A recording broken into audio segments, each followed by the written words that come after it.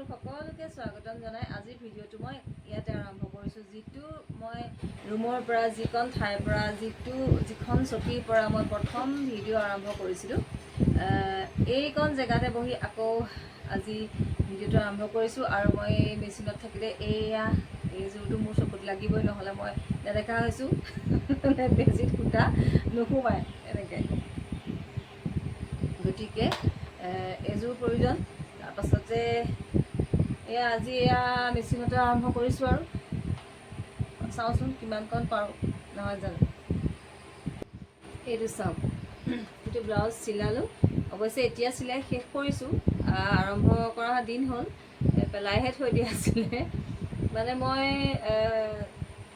ছোৱালীজনী আৰু মই দুজনীয়ে দুযোৰ কাপোৰ খুব হেঁপাহত ব'বলৈ অৰ্ডাৰ দিছিলোঁ বোৱা কাপোৰ আছিলে তাৰ লগত মানে তাইৰো কাপোৰযোৰ চিলোৱা ইতিমধ্যে হৈ গ'ল আৰু মোৰো কাপোৰযোৰ চিলাই মই ল'ৰাটোৰ লগতে কিনিছিলোঁ আৰু তাৰে ব্লাউজ পিচকেইটা আছিলে আৰু তাইৰ ভাগৰযোৰৰ এইটো ব্লাউজ আছিলে পিচ এইদৰে চিলালোঁ কোনো বিশেষ ডিজাইন নাই বোৱা কাপোৰৰ তাৰ লগত যিদৰে পিচটো আছে সেইদৰে আৰু এনেকৈ পিঠিফালে অকণমান লগাই দিছোঁ ভাল লাগিছেনে বাৰু ছোৱালীজনীৰ ভাগৰ 32 চাইজৰ আৰু সেইকেইটাকে কমপ্লিট কৰিলোঁ আৰু এইটো আছিলে মোৰ সেই বগা কাপোৰযোৰৰ লগত কাপোৰযোৰ মই ইতিমধ্যে ৰঙা ব্লাউজৰ লগত কিনিছিলোঁ সৰস্বতী পূজাত লগুণজনী আৰু এইকেইটা মোৰ চিলোৱা হৈ গ'ল এইকেইটা যদিও অৰ্ডাৰৰ নহয় এইকেইটা আমাৰ প্ৰফিটৰে নহয় জানো 300কেও 600 টকা 250কে হ'লেও 500 টকা ৰেহাই এয়াও জানো প্ৰফিটত নাই জানো বাৰু কওকচোন অৰ্ডাৰ লৈ পেলাই চিলালেহে যে আমাৰ প্ৰফিট হ'ব সেইটো নহয় গতিকে এইখিনি আমি নিজে ঘৰত কৰি লওঁ এই দুটা হৈ গৈছে আৰু এতিয়া মই বেলেগ এটা কামত হাত দিম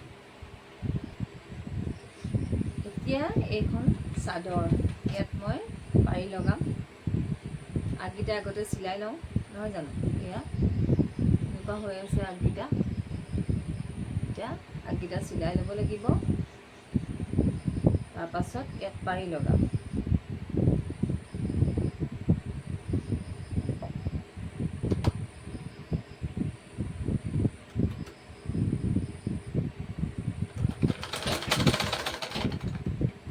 শিকিয়ে গৈছোঁ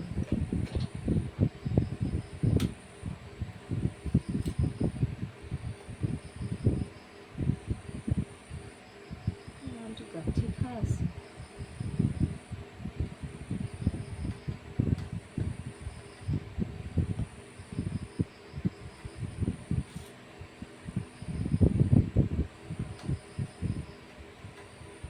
ফেন চলি থাকিলে ইমান দিগদাৰী সূতাবিলাক লগাবলৈ উৰি উৰি যায় কাপোৰবিলাক উৰি যায় কিন্তু গৰম যিহে নহয় মোৰ মানে ইয়াৰ যিখন সৰু ফেন আছিলে ঘূৰা নাই ইমান গৰমত কাম কৰিব পৰা নাই মই এতিয়া ভগা পুৰণা ফেন এখন আনি লৈছোঁ ইমানেই শব্দ দিছে নহয়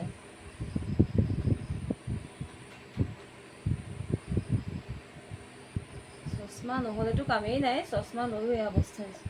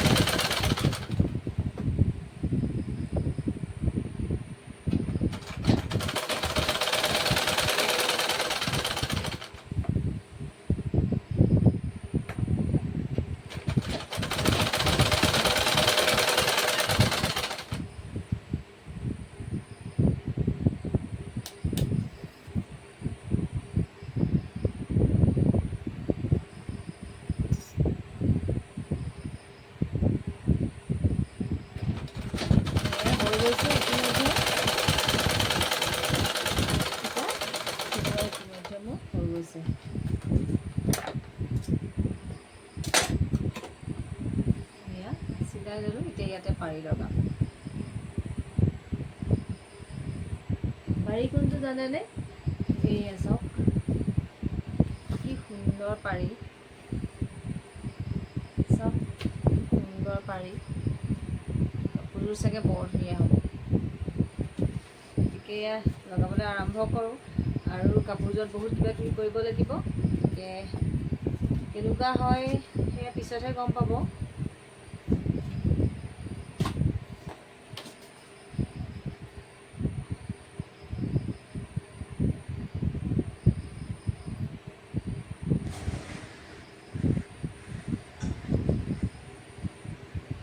তাৰপাছতে এয়া চাওকচোন, এয়া ছাগলীখিনি ৰাতিপুৱা মেলোতে ছোৱালীজনীয়ে কি খুৱাইছে জানেনে? শুকান ৰুটি। ৰুটি বুলিলে ইহঁত একদম পাগল। আমাৰ ঘৰত মানে কি হয়, আগদিনাখনৰ বনোৱা ৰুটি থাকিলে কোনো খোৱা নাযায়, সেইবাবে ইহঁতকে খুৱাই দিয়া হয়। আৰু ইহঁতক মেলাৰ আগতে মই ভাবিলোঁ এইখিনি দি দেচোন, খুৱাই দে। তাৰপিছতে সিহঁতৰ কাৰণে আমাৰ ঘৰত একো থ'ব নোৱাৰি। চাওক এইবিলাক ফুলবিলাক কি যে কষ্ট, এইজোপা পাৰিজাত ফুল চাওক। কোনোমতে হোৱাইছোঁ আৰু কি হয়গৈ নাজানো, কিন্তু ইহঁতি ভাঙি চিঙি লৈ যায় আৰু একো গছ ক'তো থ'ব নোৱাৰি। ফুলৰ কাৰণে ইমান হেঁপাহত কৰোঁ, মানে সঁচাকৈ দেই, গাঁৱত থাকিলে সেইটোৱে বেয়া। ছাগলীৰ কাৰণে একো বস্তু ক'তো ৰাখিব নোৱাৰি। আৰু গৰুৱেও, লোকৰ গৰু আহি সোমাই পটককৈ হৈ থকা ফুল এজোপা যেতিয়া খাই থৈ যায়, এইকেইজোপা গৰুৱে জানেনে ওপৰৰ পৰা এনেকৈ খাই চুটি কৰি পেলালে, খাই পেলাই এইকেইজোপা। বেবী খাট এখন আছিলে ল'ৰাৰ ভাগৰ, এয়া চাওক ৰঙা গোলাপৰ ডাল এটা ইমান ধুনীয়াকৈ ফুলিছিলে, তাতে গৰুৱে ছাগলীয়ে খাই শেষ কৰি দিলে। গতিকে সেই পুৰণা খাটখনত আনি এইদৰে তুলি ৰাখিছোঁ। ক'তো মানে থ'ব নোৱাৰি ছাগলীৰ কাৰণে বস্তুবোৰ ভাল লগাকৈ, ক'তো ফুলকেইজোপা সজাই থ'ব নোৱাৰি। ক'ত যে লুকুৱাই ৰাখিছোঁ জানেনে? এইজোপা চাওক ক'ৰ চুকত লুকুৱাই থৈছোঁ, কোনেও দেখা নাপায়, মানে নিজেহে চাব পাৰোঁ। তাতো ছাগলীয়ে পায়গৈ। এইজোপা এল'ভেৰা পুলি হৈ আছে, ডাঙৰজোপা মৰি থাকিলে।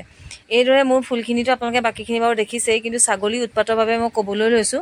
আৰু তাৰ লগতে মানুহৰো কিছুমান উৎপাত চাবচোন দেই, কান্দোনে হাঁহোনে অৱস্থা। আৰু এই ৰঙা গোলাপজোপা মই সেইদিনা কাটিছিলোঁ, পোখাইছে আৰু অকণ অকণ, সেয়া ৰঙাকৈ পাত ওলাইছে।